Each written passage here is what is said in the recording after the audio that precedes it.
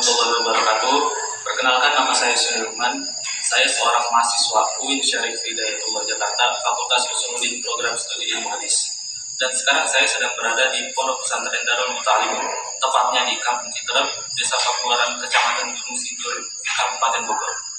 Meskipun pesantren ini berada di pedesaan, tetapi ilmu-ilmu yang dipelajari di pesantren ini tidak bisa dianggap remeh. Karena pesantren ini merupakan perpaduan antara modern dan salafi, yang dimana paginya mempelajari pelajaran modern dan sorenya mempelajari kitab-kitab salafi. Dan itulah segelintir profil pondok pesantren tempat sekarang saya berada.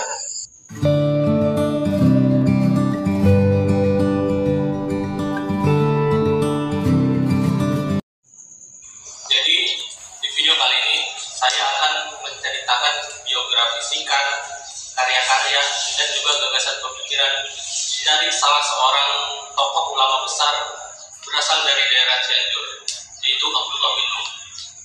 Abdullah bin Nuh dilahirkan di Kampung Bojongmerang, tepatnya di daerah Cianjur, pada tanggal 30 Juni tahun 1905, dan wafatnya pada tahun 1987 di Sukaraja, Bogor. Ibu dari Abdullah bin Nuh bernama Nyai Aisyah binti Sumitapura, dan ayahnya bernama Raden Haji Muhammad Nuh bin Idris. Ayah dari Abdullah bin Nuh ini merupakan seorang ulama besar penghafal Al-Quran dan juga menguasai kitab Ihya Ulumuddin karya Imam Al-Ghazali. Dan dari silsilah ayahnya, Abdullah bin Nuh termasuk salah satu keturunan dari Raja Pajajaran, yaitu Prabu Siliwangi. Dilihat dari silsilahnya, Abdullah bin Nuh ini termasuk keturunan ningrat yang memiliki status sosial yang terhormat. Selain dari hidup dalam keluarga ningrat, Abdullah bin Nuh dibesarkan juga di lingkungan yang taat beragama. Meskipun berasal dari keluarga yang terhormat, Abdullah bin Nuh tetap memperlihatkan sikap rendah hati, ramah, dan suka bergaul di kalangan masyarakat banyak sekitarnya. Dalam catatan sejarah, Abdullah bin Nuh menjadi salah seorang tokoh pembela tanah air. Bahkan pada tahun 1943, ia diangkat sebagai komandannya. Singkat cerita, pada tahun 1968, Abdullah bin Nuh mulai merintis lembaga pendidikan Islam yang bernama Majelis Al-Ghazali. Dan dari sinilah Abdullah bin Nuh mulai menyebarkan ilmu-ilmu keislamannya.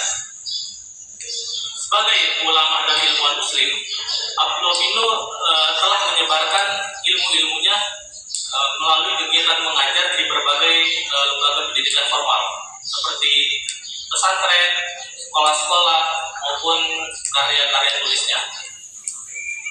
Dan dari sekian banyak karya-karya tulis Abdullah bin Nuh ini, salah satunya yang paling populer seperti kitab An-Muslim Sunniyun Syafi'iyun. Intinya dari kitab ini merupakan refleksi dari sikap Abdullah bin Nuh yang menyatakan secara tegas bahwa ia merupakan seorang penganut sunni. Dan ada juga kitab-kitab lainnya yang populer seperti kitab Zakat Modern, kitab Fidilal Al-Ka'bal Haram, lalu terjemahan Munkiz Al-Dolal karya Imam Al-Ghazali, lalu kitab Hadis-Hadis Madi, dan banyak lagi.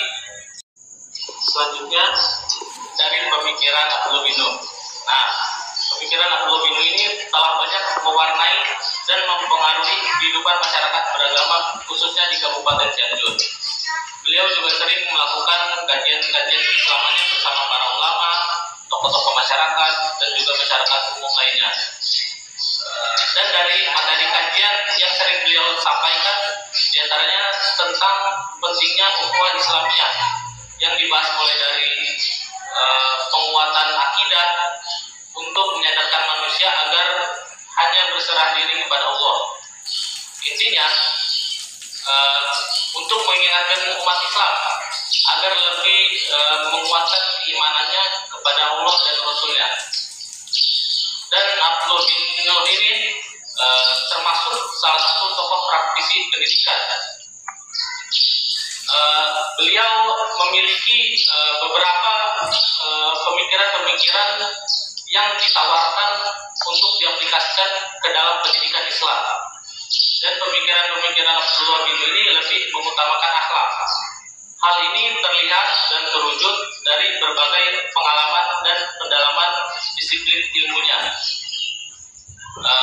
Dari sekian banyak hasil karya Al-Ghazali telah menerbitkan ide dan gagasan-gagasan konsep pendidikan Abdullah bin Nuh. Terbukti dengan nama-nama lembaga pendidikannya seperti Pondok Pesantren Al-Ghazali, Majelis Ta'lim Aliyah, yang kedua-duanya ini berada di Kota Bogor.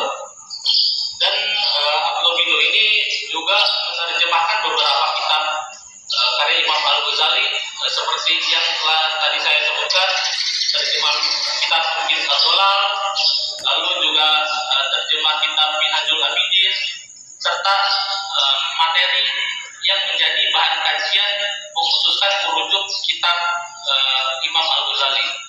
Sekian video singkat dari cerita Abdullah bin Nuh.